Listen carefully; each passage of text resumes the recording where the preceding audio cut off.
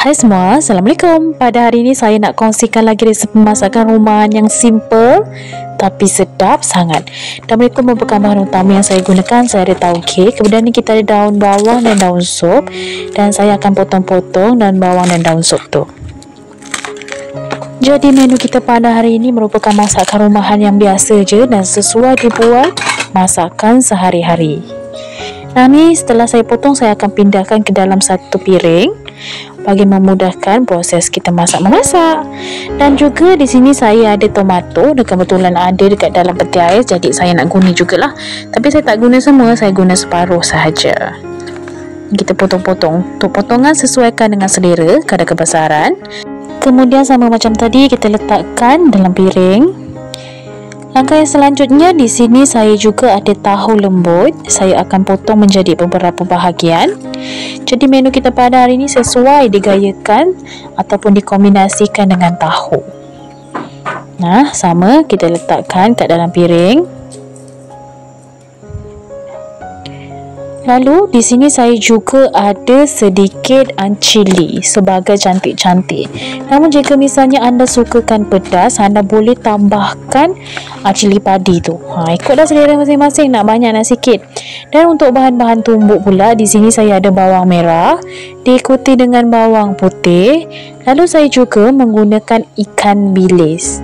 Dan paling penting, kita gunakan sedikit belacan bagi menjadikan masakan kita bertambah harum dan lazat. Lalu saya akan tumbuk sehingga lumat. Jika misalnya malas nak tumbuk, boleh je kisar. Seperti anda boleh lihat, bahan saya telah pun lumat. Sekarang kita ke langkah yang selanjutnya. Tuangkan minyak menumis dan panaskan minyak. Kemudian kita ambil ke semua bahan-bahan yang telah kita tumbuk tadi tu. Nah, kemudian jika misalnya minyak dah panas, bolehlah tumis bahan tersebut macam biasa.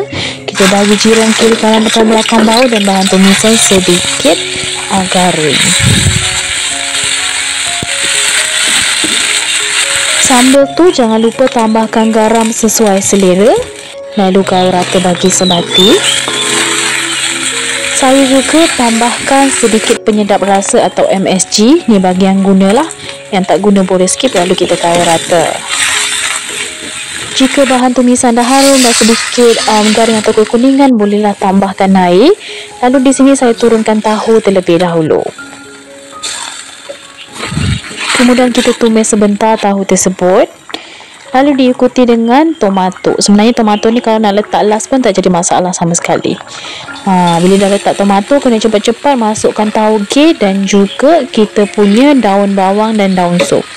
Jadi dah tak perlu tunggu lama. Tapi pastikan sebelum anda masuk bahan-bahan ni, kita punya masakan dah mendidih kuat lah. Sebab apa, kalau tauge ni kalau dia masak lama-lama sangat tak sedap, dia lodoh. Kita suka dia masih crunchy-crunchy macam tu. Betul tak?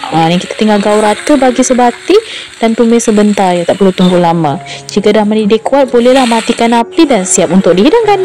Nah, bagaimana menurut anda dengan resepi kita pada hari ini? Cukup mudah kan? Merupakan masakan rumahan yang biasa, simple je tapi sedap, sangat digayakan dengan nasi putih, sambal belacan dan juga ikan goreng.